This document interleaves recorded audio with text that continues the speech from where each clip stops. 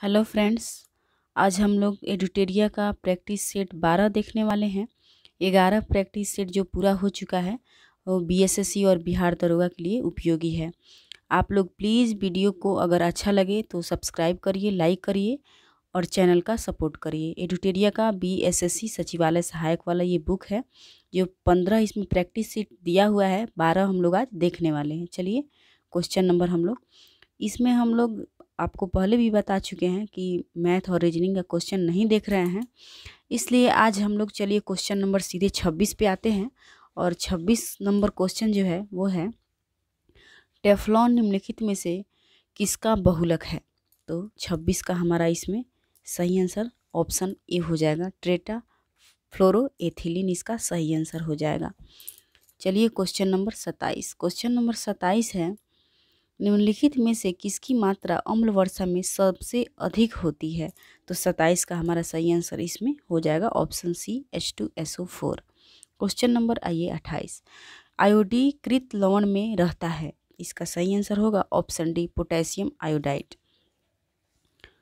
Question number 29 soda water की बोतल खोलने पर निकलने वाली गैस है। 29 का सही आंसर ऑप्शन ए हो जाएगा कार्बन डाइऑक्साइड।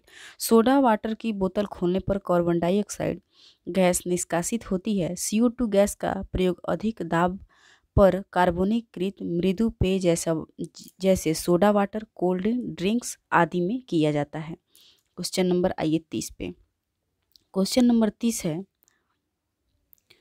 नंबर 30 एक हाइड्रोकार्बन जिसमें कार्बन 2 परमाणु द्विबंध द्वारा जुड़े हो क्या कहलाते हैं। तो 30 का सही आंसर ऑप्शन बी हो जाएगा एल्कीन। द्विबंधों से आबंधित दो कार्बन परमाणुओं का हाइड्रोकार्बन एल्कीन कहलाता है। चलिए क्वेश्चन नंबर 31 पे आते हैं। नीला थोथा का रासायनिक नाम क्या है। तो इसका सही आंसर ऑप्शन सी हो जाएगा कॉपर सल्फेट। जल योजित कॉपर सल्फेट को नीला थोथा कहा जाता है। इसका कारण कॉपर सल्फेट के जलीय विलयन का नीला रंग का होना है। 32 नंबर है वेल्डिंग में प्रयोग होने वाली गैस है। इसका सही आंसर ऑप्शन सी हो जाएगा ऑक्सीजन तथा एसिटिलीन इसका सही आंसर हो जाएगा। Question number 33। क्वेश्चन नंबर 33 है पेरियार अभयारण्य निम्न में से किसके लिए प्रसिद्ध है। पेरियार जो अभयारण्य है ये किसके लिए प्रसिद्ध है। तो 33 का सही आंसर ऑप्शन बी हो जाएगा बाघों के लिए। पेरियार अभयारण्य पश्चिमी घाट केरल में स्थित है। यह अभयारण्य बाघों तथा हाथियों के लिए प्रसिद्ध है। इसकी स्थापना 1982 ईस्वी में की गई थी। यह अभयारण्य इलायची हिल्स के एक पहाड़ी क्षेत्र के बीच स्थित है। क्वेश्चन नंबर 34 है वातावरण में किस गैस की कमी के कारण त्वचा के कैंसर के अवसर बढ़ जाएंगे। तो 34 का सही आंसर इसमें हो जाएगा ऑप्शन ए ओजोन। ओजोन की कमी होने के कारण त्वचा के कैंसर के अवसर बढ़ जाएंगे क्योंकि यह सूर्य के पराबैंगनी किरणों को अवशोषित करती है। क्वेश्चन नंबर 35 है भारत में निम्न में से कौन नवीकरणीय ऊर्जा स्रोत सर्वाधिक संभाव्यता वाला है। तो 35 का सही आंसर ऑप्शन ए हो जाएगा सौर ऊर्जा। भारत में नवीकरणीय ऊर्जा स्रोत में सौर ऊर्जा सर्वाधिक संभाव्यता वाला है। नवीन एवं नवीकरणीय ऊर्जा मंत्रालय द्वारा उत्तर पूर्व राज्यों में एक सौर ऊर्जा संयंत्र के लिए स्थापना लागत कर 70% सब्सिडी प्रदान करता है। राष्ट्रीय सौर मिशन इसके विकास में लगा हुआ है। इसको भविष्य का ईंधन भी कहा जाता है। क्वेश्चन नंबर 36 है ऊर्जा संकट से क्या तात्पर्य है। तो 36 का हमारा सही आंसर ऑप्शन डी हो जाएगा कोयला तथा पेट्रोल जैसे जीवाश्म ईंधन के समाप्त होने का खतरा। क्वेश्चन नंबर 37 इसमें है निम्नलिखित युग्मों में से कौन सुमेलित नहीं है। तो इसका सही आंसर हो जाएगा ऑप्शन डी सिमलीपाल राष्ट्रीय उद्यान मध्य प्रदेश, जबकि ये मध्य प्रदेश में नहीं जबकि उड़ीसा में स्थित है। बांदीपुर राष्ट्रीय उद्यान कर्नाटक में है। मानस वन्यजीव अभयारण्य असम और पेरियार वन्यजीव अभयारण्य केरल में स्थित है। क्वेश्चन नंबर 38 है चंद्रकांता उपन्यास के लेखक कौन है। तो 38 का हमारा सही आंसर ऑप्शन ई हो जाएगा देवकी नंदन खत्री। चंद्रकांता उपन्यास हिंदी उपन्यास है जिसे देवकी नंदन खत्री ने लिखा है। इसके अतिरिक्त खत्री ने कागज की कोठरी, कुसुम कुमारी, वीरेंद्र वीर, भूतनाथ आदि रचनाएं की हैं। क्वेश्चन नंबर 39, विश्व पर्यटन दिवस कब मनाया जाता है? तो 39 का सही आंसर ऑप्शन सी हो जाएगा 27 सितंबर। विश्व पर्यटन दिवस 27 सितंबर को, ओजोन परत संरक्षण दिवस 16 सितंबर को, विश्व शांति दिवस 21 सितंबर को और अंतर्राष्ट्रीय मातृभाषा दिवस जो है वो 21 फरवरी को मनाया जाता है। क्वेश्चन नंबर आइए 40 है, यूरोपीय संसद का मुख्यालय कहाँ है? तो 40 का हमारा सही आंसर ऑप्शन डी लग्जमबर्ग हो जाएगा इसका सही आंसर। क्वेश्चन नंबर 41 में है, निम्नलिखित में से कौन सा युग्म सही सुमेलित नहीं है? मोसाद का इजराइल, सावाक इराक, मुखबरात मिस्र और डी नाइचो जापान। तो 41 का हमारा सही आंसर ऑप्शन बी हो जाएगा सावाक जो इराक, ये गलत दिया है। ये सावाक ईरान की गुप्तचर संस्था है, ना कि इराक की, जबकि इराक के गुप्तचर संस्था का नाम अलम मुखबरात होता है। क्वेश्चन नंबर आइए 42। क्वेश्चन नंबर 42 है, निम्न में से किस देश का राष्ट्रीय चिन्ह प्रतीक शेर है? तो 42 का हमारा सही आंसर ऑप्शन सी हो जाएगा नीदरलैंड। नीदरलैंड का राष्ट्रीय चिन्ह प्रतीक शेर है, जबकि भारत का राष्ट्रीय चिन्ह प्रतीक अशोक स्तंभ और यूएसए का गोल्डन रॉड तथा यूके का गुलाब का फूल है। क्वेश्चन नंबर आइए 43 पे। क्वेश्चन नंबर हमारा 43 है, निम्नलिखित में से किसने सर्वप्रथम प्रेस सेंसरशिप लागू की थी? तो 43 का सही आंसर ऑप्शन ई हो जाएगा लॉर्ड वेलेस्ली। लॉर्ड वेलेस्ली ने 1799 ईस्वी में समाचार पत्रों पर सेंसर बैठा दिया। उसने 1799 ईस्वी में समाचार पत्रों का प्रत्यक्षण अधिनियम पारित कर दिया और समाचार पत्रों पर युद्धकालीन सेंसर लागू कर दिया। क्वेश्चन नंबर आइए 44। क्वेश्चन नंबर 44 है, मुंगेर के बरहिया ताल विरोध का उद्देश्य क्या था? बरहिया ताल विरोध का उद्देश्य, तो 44 का सही आंसर ऑप्शन सी हो जाएगा वक्फ भूमि की वापसी की मांग। क्वेश्चन नंबर 45 है, निम्नलिखित में से किसे भारत में फ्रांसीसी कंपनी का संस्थापक माना जाता है? तो 45 का सही आंसर हमारा ऑप्शन डी हो जाएगा कॉलवर्ट के अनुरोध पर 1664 में कंपनी इंदेश ओरिएंटल्स की स्थापना हुई थी। इसे ही भारत में फ्रांसीसी कंपनी का संस्थापक माना जाता है। क्वेश्चन नंबर 46 है, निम्नलिखित में से किस अधिवेशन में कांग्रेस ने पहली बार भारतीय रियासतों के प्रति अपनी नीति घोषित की थी? तो 46 का हमारा सही आंसर ऑप्शन ई हो जाएगा नागपुर अधिवेशन। 1920 ईस्वी में भारतीय राष्ट्रीय कांग्रेस ने अपने नागपुर अधिवेशन में रियासतों के प्रति अपनी नीति की घोषणा करते हुए उनके शासकों से यह मांग की कि प्रजा को पूर्ण उत्तरदायी सरकार दी जाए। क्वेश्चन नंबर 47, ऋग्वेद की मूल लिपि थी? तो 47 का सही आंसर ऑप्शन ई हो जाएगा ब्राह्मी इसकी मूल लिपि थी। क्वेश्चन नंबर आइए 48 है, भगवान बुद्ध ने सर्वाधिक उपदेश कहाँ दिए थे?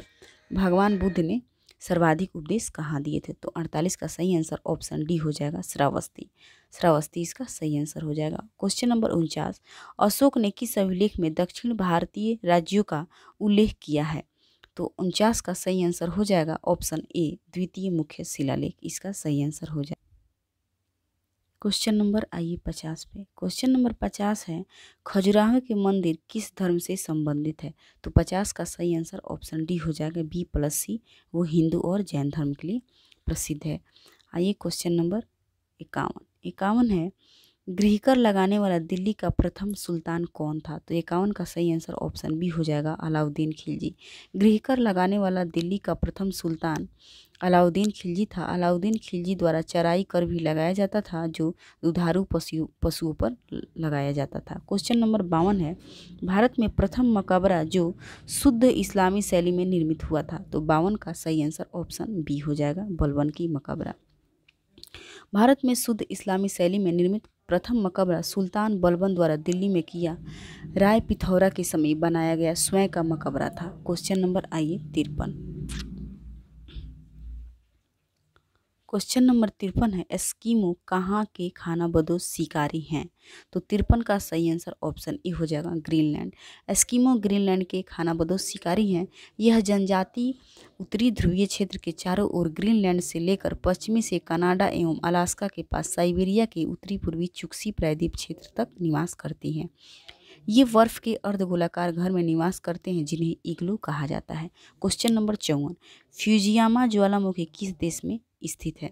तो 54 का ऑप्शन डी हो जाएगा जापान में।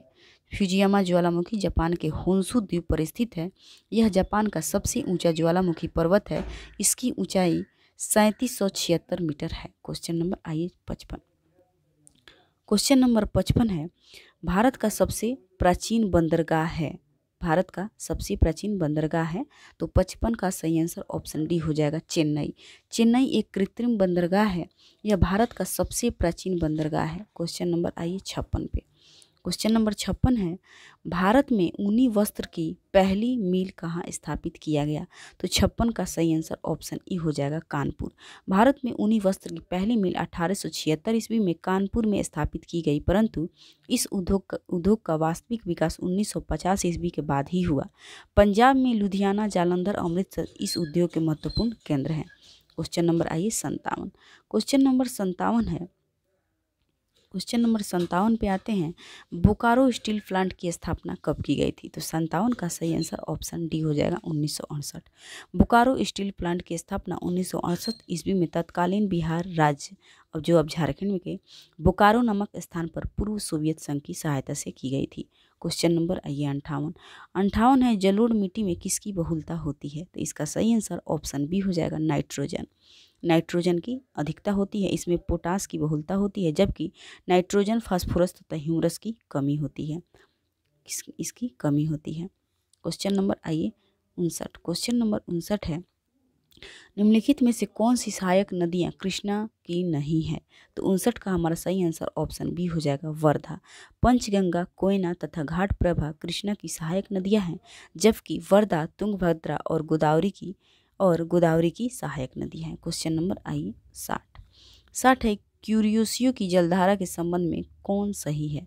तो 60 का हमारा सही आंसर ऑप्शन ई हो जाएगा, प्रशांत महासागर की गर्म जलधारा। क्यूरेसियो की जलधारा प्रशांत महासागर की गर्म जलधारा है, जबकि क्यूराइल जलधारा प्रशांत महासागर की ठंडी जलधारा है। क्वेश्चन नंबर आइए 61 है, किसी राज्य में विधान परिषद की संरचना अथवा विघटन किया जा सकता है। तो 61 का सही आंसर ऑप्शन बी हो जाएगा, संसद द्वारा। किसी राज्य की विधानसभा अपने कुल सदस्यों के पूर्ण बहुमत तथा उपस्थित मतदान करने वाले सदस्यों की 2/3 बहुमत से प्रस्ताव पारित करें तो संसद उस राज्य में विधान परिषद स्थापित कर सकती है अथवा लोप कर सकती है। क्वेश्चन नंबर आइए 62 है, भारत के राष्ट्रपति को निम्न में से कौन सा अधिकार प्राप्त नहीं है। तो 62 का सही आंसर ऑप्शन बी हो जाएगा, न्यायालय के न्यायाधीश को हटाना। भारत के राष्ट्रपति को न्यायालय के न्यायाधीश को हटाए जाने का अधिकार प्राप्त नहीं है। न्यायालय के न्यायाधीश को केवल संसद द्वारा महाभियोग प्रक्रिया के द्वारा हटाया जा सकता है। क्वेश्चन नंबर आइए 63। क्वेश्चन नंबर 63 है, भारत के संदर्भ में निम्न में से कौन धर्मनिरपेक्ष शब्द का सही भाव व्यक्त करता है। तो 63 का सही आंसर ऑप्शन ए हो जाएगा, भारत में राज्य का कोई धर्म नहीं है। क्वेश्चन नंबर 64 है, यदि भारतीय संघ में एक नए राज्य का सृजन किया जाता है तो संविधान की किस अनुसूची का संशोधन करना होगा। तो 64 का सही आंसर ऑप्शन ए हो जाएगा, प्रथम अनुसूची। संविधान के प्रथम अनुसूची में राज्यों एवं उनके क्षेत्रों का विवरण है, अतः भारतीय संघ में एक नए राज्यों के सृजन हेतु प्रथम अनुसूची में संशोधन आवश्यक होगा। क्वेश्चन नंबर आइए 65। क्वेश्चन नंबर 65 है, भारतीय संविधान में निम्न में से कौन सा समानता के मौलिक अधिकारों में सम्मिलित नहीं है। तो 65 का सही आंसर ऑप्शन डी हो जाएगा, आर्थिक समानता, जबकि कानून के समक्ष समानता, सामाजिक समानता और अवसर की समानता ये दिया हुआ है। क्वेश्चन नंबर आइए 66। क्वेश्चन नंबर हमारा 66 है, निम्नलिखित में से कौन सा अनुच्छेद अंतर्राष्ट्रीय शांति और सुरक्षा के संबंध से संबंधित है। तो 66 का सही आंसर हमारा ऑप्शन सी हो जाएगा, अनुच्छेद 51। अनुच्छेद 51 अंतर्राष्ट्रीय शांति और सुरक्षा के संवर्धन से संबंधित है। अनुच्छेद 43 जो है कर्मकारों के लिए निर्वाह मजदूरी एवं कुटीर उद्योग का प्रोत्साहन, और अनुच्छेद 48 में कृषि एवं पशुपालन का संगठन। आइए क्वेश्चन नंबर 67 है, संसदीय शासन व्यवस्था में वास्तविक कार्यपालिका शक्ति किसके पास होती है। तो 67 का हमारा सही आंसर ऑप्शन ई हो जाएगा, प्रधानमंत्री। संसदीय शासन में वास्तविक कार्यपालिका शक्ति प्रधानमंत्री के पास होती है। प्रधानमंत्री के चयन तथा नियुक्ति के संबंध में संविधान के अनुच्छेद 75 में यानी कि 75 में उल्लेख है। क्वेश्चन नंबर आइए 68 है, क्षेत्रीय परिषदों का सृजन हुआ है। तो 68 का सही आंसर ऑप्शन बी, संसदीय कानून द्वारा। क्षेत्रीय परिषद का सृजन संसदीय कानून द्वारा किया गया है। सर्वप्रथम 5 क्षेत्रीय परिषदों उत्तर, दक्षिण, केंद्रीय, पूर्वी तथा पश्चिमी का गठन 1956 ईस्वी में किया गया। 1971 ईस्वी में छठी क्षेत्रीय परिषद जो उत्तर पूर्व का गठन किया गया। प्रत्येक क्षेत्रीय परिषद का अध्यक्ष गृह मंत्री होता है। क्वेश्चन नंबर आइए 69 पे आते हैं।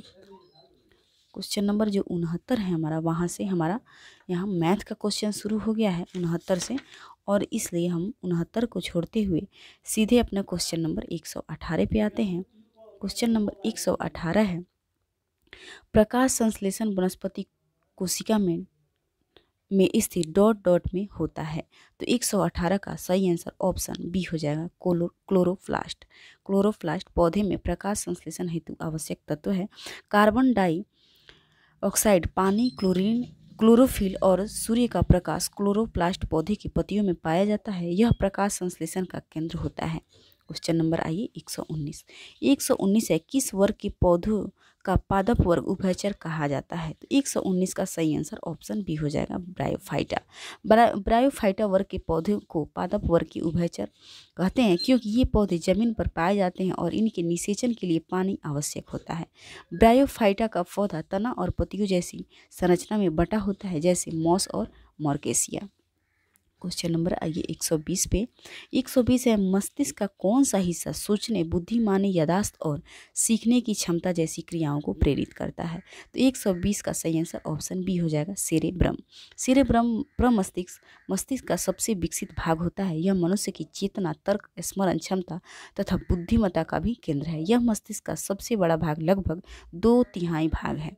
क्वेश्चन नंबर आइए 121। 121 है, निम्नलिखित में से किसी मानव शरीर की जैव रसायन प्रयोगशाला भी कहा जाता है?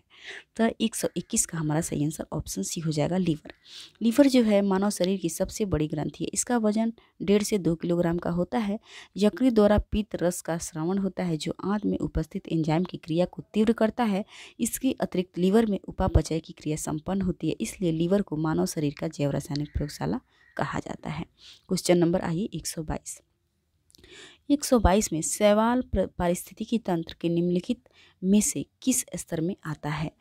तो 122 का हमारा सही आंसर ऑप्शन सी हो जाएगा, उत्पादक। पारिस्थितिकी तंत्र में शैवाल को उत्पादक के स्तर पर रखा गया है। शैवाल का अध्ययन फाइकोलॉजी कहलाता है। शैवाल का प्रयोग भोजन के रूप में, आयोडीन बनाने में, खाद के रूप में, औषधियाँ बनाने में तथा अनुसंधान कार्यों में किया जाता है। क्वेश्चन नंबर 123, इसमें है कौन सा जीव वर्मी कंपोस्टिंग में मदद करता है? वर्मी कंपोस्टिंग में मदद करता है। तो 123 का ऑप्शन इसमें डी हो जाएगा, केचुए। केचुओं का कृत्रिम पर्यावरण में पालन पोषण वर्मी कल्चर कहलाता है। केचुआ द्वारा निर्मित खाद्य वर्मी कंपोस्टिंग कहलाता है। क्वेश्चन नंबर आइए 124। 124 में है, वसा का पाचन करने वाला एंजाइम लाइपेज निम्न में से किसके द्वारा स्रावित होता है? तो 124 का ऑप्शन सी हो जाएगा, अग्नाशय। अग्नाशय से तीनों प्रकार के मुख्य भोज्य पदार्थ, कार्बोहाइड्रेट, वसा, प्रोटीन को पचाने के लिए क्रमशः एमाइलेज, लाइपेज तथा ट्रिप्सिन एंजाइम का स्रावण होता है। यह क्षारीय द्रव होता है जिसका पीएच मान 7.5 से 8.3 तक होता है। Question number 125। 125 है, निम्नलिखित में से कौन सा रोग संक्रामक रोग के अंतर्गत आता है? तो 125 का ऑप्शन ए हो जाएगा, क्षय रोग। ऐसे रोग जो प्रत्यक्ष रूप से या परोक्ष रूप से एक व्यक्ति से दूसरे व्यक्ति संक्रमित होते हैं संक्रामक रोग कहलाते हैं। ये सूक्ष्म जीवों द्वारा होते हैं, जैसे क्षय रोग, हैजा, इन्फ्लुएंजा आदि। क्वेश्चन नंबर आइए 126। 126 में है, टर्नर सिंड्रोम में गुणसूत्र की संख्या होती है। तो 126 का ऑप्शन सी हो जाएगा, 45। यह रोग एक एक्स गुणसूत्र की कमी के कारण होता है, अर्थात 45 गुणसूत्र होते हैं। पीड़ित व्यक्ति स्त्री होती हैं और उसमें लैंगिक अंग एवं स्तन ग्रंथियां अल्प विकसित होती हैं। क्वेश्चन नंबर आइए 127 पे। क्वेश्चन नंबर 127 है, पीयूष ग्रंथि से स्रावित होने वाला हार्मोन कौन सा है? पीयूष ग्रंथि से स्रावित होने वाले हार्मोन कौन सा है? तो 127 का हमारा सही आंसर ऑप्शन डी हो जाएगा, सभी। एसटीएच होता है, एसीटीएच और एडीएच, इसमें से सभी हो जाएगा। क्वेश्चन नंबर आइए 128 पे। 128 है, सुमेलित कीजिए। जॉन गुटेनबर्ग, इसका क्या होगा? बी में है थियोडोटर मैमन, सी में सेल्स और डी में जेम्स पकल। इसमें से क्या इसका हो जाएगा? तो देखिए, जॉन गुटेनबर्ग जो है प्रिंटिंग प्रेस से संबंधित है, ये प्रिंटिंग प्रेस से संबंधित है। और थियोडोर मैमन जो है ये लेजर से संबंधित है, लेजर से। और सोल्स जो है टाइप राइटर है, जो सोल्स है वो टाइप राइटर है। और जेम्स पकल जो है वो मशीन गन के संस्थापक हैं। इस तरह इसमें से हमारा ऑप्शन सी इसका सही आंसर हो जाएगा। ऑप्शन सी इसका सही आंसर हो जाएगा। क्वेश्चन नंबर आइए 129 पे। 129 है, जब हम बर्फ़ को पानी में डालते हैं तो उसके आयतन का कितना भाग पानी के नीचे रहता है। तो 129 का सही आंसर हो जाएगा ऑप्शन बी 9/10 इसका सही आंसर हो जाएगा। जब बर्फ़ को पानी में डालते हैं तो उसके आयतन का 1/10 भाग पानी के ऊपर और 9/10 भाग पानी के नीचे रहता है। इसमें पानी के नीचे पूछ रहा है, इसलिए 9/10 हो जाएगा। क्वेश्चन नंबर आइए 130। 130 है, न्यूटन के गुरुत्वाकर्षण के नियम के अनुसार दो वस्तुओं के बीच का बल डॉट डॉट होता है। तो 130 का ऑप्शन डी हो जाएगा, उनकी द्रव्यमान की गुणज के समानुपाती होता है। क्वेश्चन नंबर आइए 131। इसमें है, पृथ्वी सूर्य के चारों ओर घूमती है, इस सिद्धांत को पेश करने वाले प्रथम व्यक्ति कौन थे। तो 131 का हमारा सही आंसर ऑप्शन सी हो जाएगा, कोपरनिकस। पोलैंड के प्रसिद्ध खगोलशास्त्री निकोलस कोपरनिकस ने यह दर्शाया कि सूर्य ब्रह्मांड के केंद्र पर है तथा ग्रह इसकी परिक्रमा करते हैं, जिसे सूर्य केंद्रीय सिद्धांत कहा जाता है। क्वेश्चन नंबर आइए 132। इसमें है, जल के हिमीकरण के होने पर इसका ताप क्या होता है, अपरिवर्तित रहता है। इसका सही आंसर हो जाएगा। क्वेश्चन नंबर आइए 134। क्वेश्चन नंबर 134 पे आइए। 134 है, विद्युत परिपथ में सेफ्टी फ्यूज तार के प्रयोग किया जाता है। तो 134 का ऑप्शन सी गलन बिंदु पर इसका सही आंसर हो जाएगा। फ्यूज के तार का उच्च प्रतिरोध एवं निम्न गलनांक होता है और सामान्यतः फ्यूज के तार टीन और सीसा के मिश्रण का होता है। क्वेश्चन नंबर आइए 135। इसमें है, किसी गतिशील पिंड का वेग आधा करने से उसकी गतिज ऊर्जा हो जाती है। तो 135 का सही आंसर हमारा ऑप्शन डी हो जाएगा, चौथाई। Question number 136। इसमें है, भारत सरकार ने मलेरिया उन्मूलन का लक्ष्य कब तक रखा है। तो 136 का ऑप्शन डी हो जाएगा, 2030। भारत सरकार ने मलेरिया उन्मूलन का लक्ष्य 2030 तक रखा है, जबकि टीबी मुक्त भारत का लक्ष्य 2025 और देश को सिंगल यूज प्लास्टिक से मुक्त करने का लक्ष्य 2022 तक रखा गया है। क्वेश्चन नंबर आइए 137। इसमें है, देश में सिंगल यूज प्लास्टिक का उत्पादन एवं प्रयोग को किस तिथि से पूर्णतः प्रतिबंधित किए जाने की घोषणा की गई है। तो 137 का ऑप्शन बी हो जाएगा, 1 जुलाई 2022। क्वेश्चन नंबर आइए 138 है, किस फार्मूला फर्स्ट खिलाड़ी को नाइटहुड की उपाधि से सम्मानित किया गया। तो 138 का option C Lewis Hamilton. Question number 139। इसमें है, स्टील अथॉरिटी ऑफ इंडिया की पहली महिला अध्यक्ष कौन बनी। तो 139 का ऑप्शन इसमें डी हो जाएगा, शोभा मंडल। 1 जनवरी 2021 को शोभा मंडल ने स्टील अथॉरिटी ऑफ इंडिया के अध्यक्ष पद ग्रहण किया। वह अध्यक्ष पद संभालने वाली इस निकाय की पहली महिला अध्यक्ष है। Question number 140। आरबीआई ने आरटीजीएस सुविधा को 24/7 चालू करने की बात कही है। बताइए आरटीजीएस का पूरा नाम क्या है। 140 का ऑप्शन सी हो जाएगा, real time gross settlement system इसका सही आंसर हो जाएगा। क्वेश्चन नंबर आइए 141 है, भारतीय नौसेना ने किस देश की नौसेना के साथ बोंगो सागर युद्धाभ्यास अक्टूबर 2022 में किया है। तो 141 का ऑप्शन सी हो जाएगा, बांग्लादेश। भारतीय नौसेना और बांग्लादेश नौसेना का द्विपक्षीय नौसैनिक अभ्यास बोंगो सागर का 25 मई 2022 को बंगाल की खाड़ी में किया गया है। क्वेश्चन नंबर 142 में है, वर्ष 2021 की शांति का नोबेल पुरस्कार किसे प्रदान किया गया।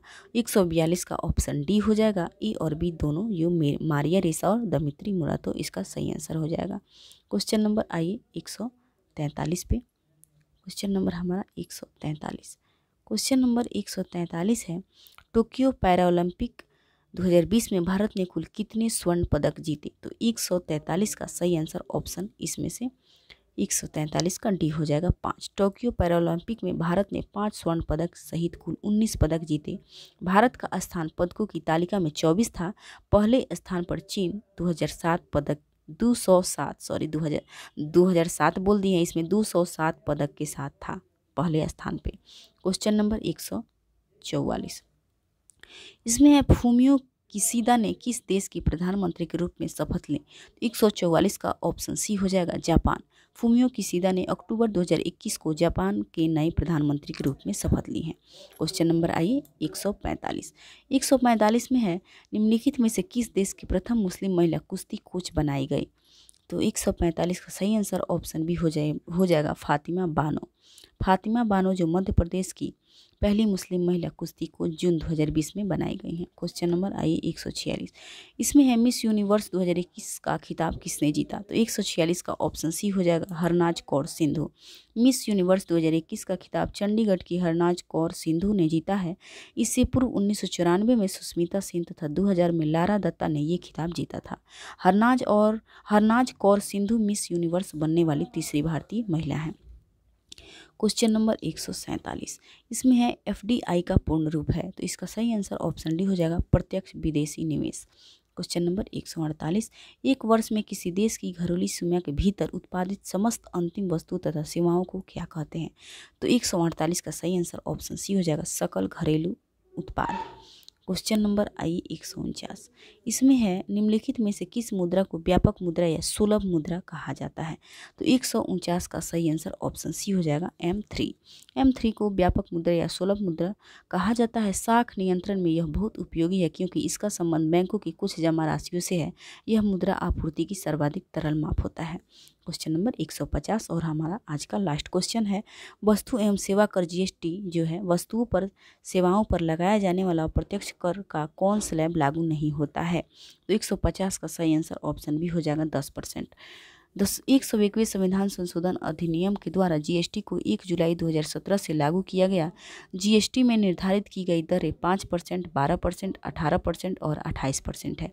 इस तरह आज का वीडियो समाप्त होता है। और वीडियो आपको कैसा लगा और वीडियो आपको अच्छा लगे तो प्लीज़ वीडियो को लाइक करिएगा, सब्सक्राइब करिएगा और कमेंट करिएगा। Thank you.